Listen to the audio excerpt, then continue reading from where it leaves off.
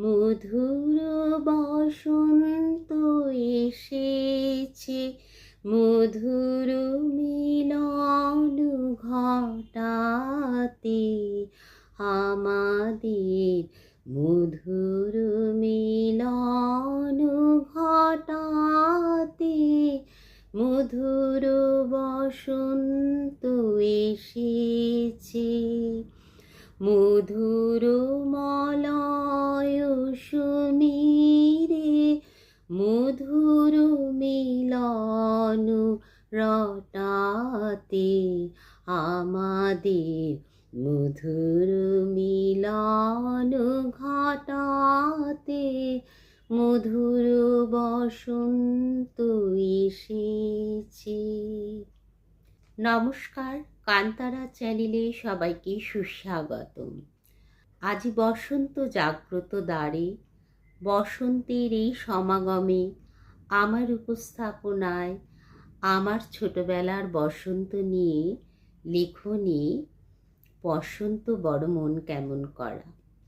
আমার ছোটবেলাটা কেটেছে পশ্চিম বর্ধমানের একটি মফস্বল শহরে। এই ছোট্ট শহরতলিটিতে শীত, গ্রীষ্ম, বর্ষা যেভাবে আলাদা আলাদাভাবে আমাকে ছুঁয়ে যেত, একইভাবে বসন্ত একটা আলাদা অনুভূতি নিয়ে হাজির হতো। আমাদের বাড়িটি ছিল স্টেশনের কাছাকাছি। আমাদের পাড়াটি ছিল বেশ শান্ত এবং সাংস্কৃতিক চেতনা সম্পন্ন মানুষজন দ্বারা পরিবেষ্টিত। ফেব্রুয়ারি মাসের শেষে অথবা মার্চের শুরুতে লাল কৃষ্ণচূড়া, হলুদ রাধাচূড়ার সমাহারে অসাধারণ লাগতো আমাদের এই ছোট্ট শহরতলিটি। আমাদের বাড়ির সামনে রেল লাইনের ধারে কৃষ্ণচূড়া গাছে লাল লাল থোকা থোকা ফুল আমাদের আকর্ষণের অন্যতম কেন্দ্রবিন্দু ছিল। আমাদের স্কুলেও ছিল এই কৃষ্ণচূড়া আর রাধাচূড়ার গাছ। দূর থেকে দেখে এক মানসিক প্রশান্তি অনুভব করতাম। বসন্তকালের আরেকটি বিশেষত্ব ছিল কোকিলের ডাক।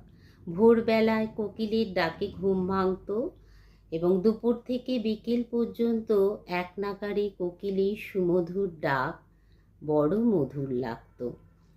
বিকেলে আমরা যোগাভ্যাসের জন্য ক্লাবে যেতাম, আবার খেলাধুলাও করতাম।